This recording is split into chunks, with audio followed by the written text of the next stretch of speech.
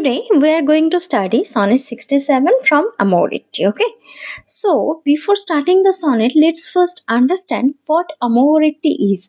So Amoretti is a collection of love sonnets written by Edmund Spenser.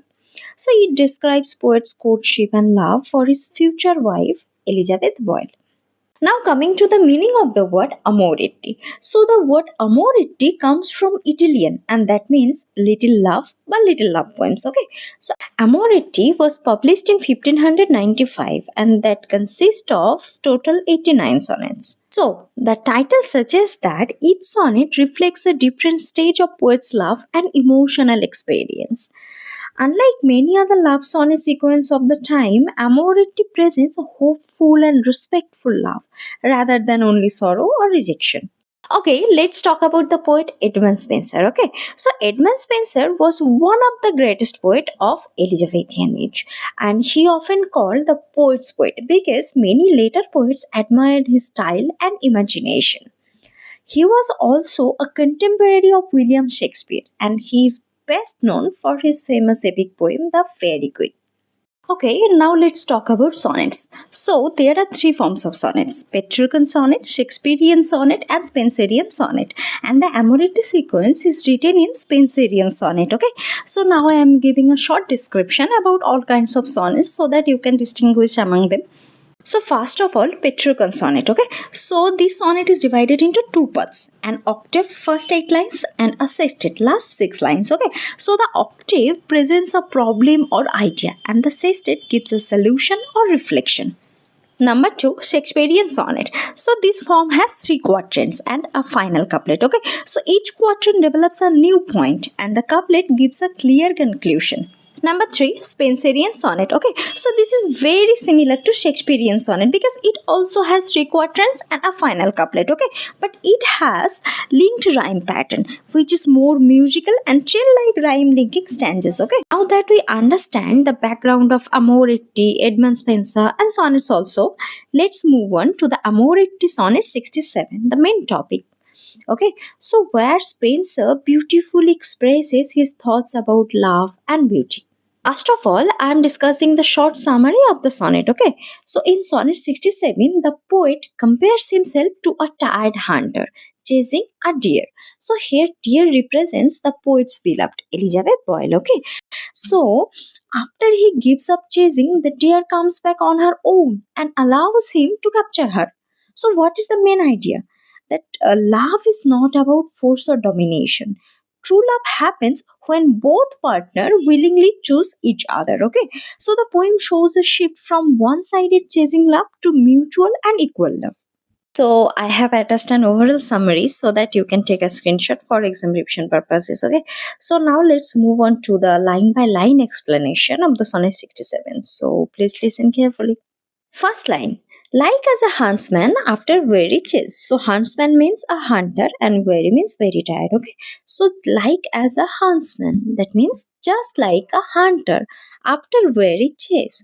That means who has become tired after chasing an animal for a long time. Okay, so here the poet compares himself to that hunter, and the long chase represents his long effort to win the love of the lady. So what is the key idea? That love is a struggle, not any kind of instant success.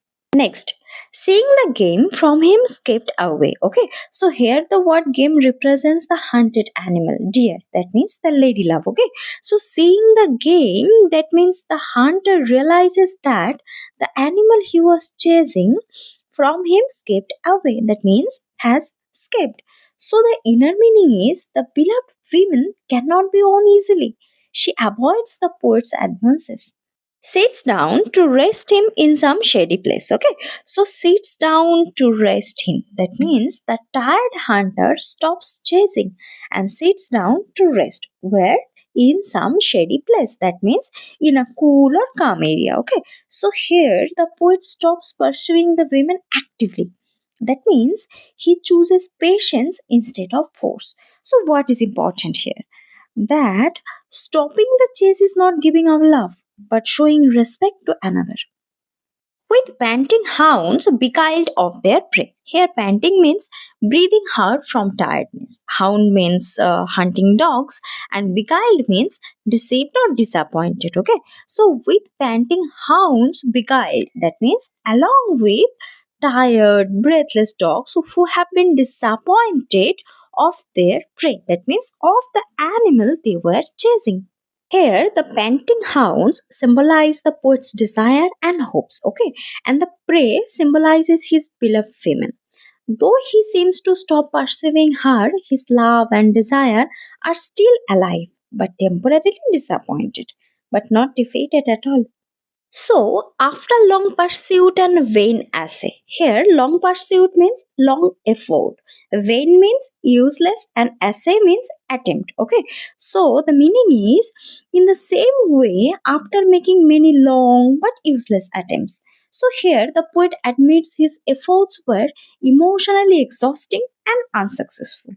When I all weary had the chase forsook. Okay, so here weary means tired and forsook means given up. Okay, so when I all weary, that means when I become completely tired, had the chase forsook, I give up chasing her.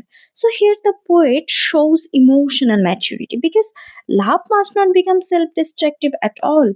The gentle deer returned the self same way. So here the gentle deer represents his beloved. Okay. So the gentle deer returned. That means the gentle deer came back the self same way. That means along the same path. Okay, so here the meaning is when the poet stops forcing love, the woman returns naturally. So, what is the message here? Here is important message, very important, that true affection comes freely, not by compulsion. Thinking to quench your thirst at the next brook. Here, quench means satisfy, thirst means need or desire, and brook means small stream. Okay, so thinking to quench your thirst, that means she returns only to satisfy her thirst at the next brook, that means at the nearby stream. So here, her return is not because of love but personal need. So love is still uncertain here.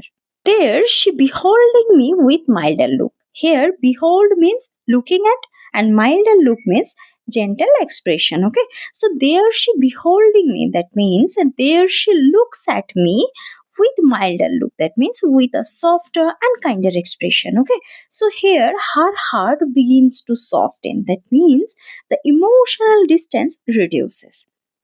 Sought not to fly, but fearless still did bide. Okay, so sought not means didn't try. Fly means run away. Fearless means without fear, and bide means stay. Okay, so sought not to fly. That means she doesn't run away, but fearless still did bide. That means but stays calmly without fear.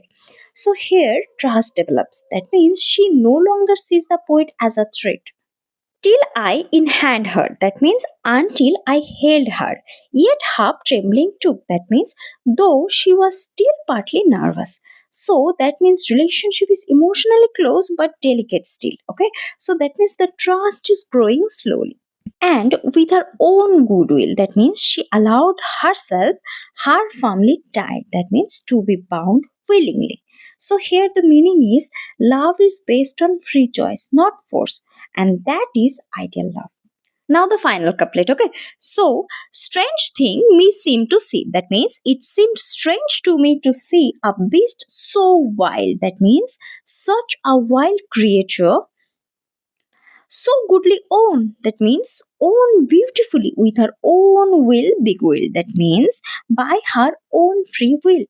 So here the poet is amazed at the change in her attitude.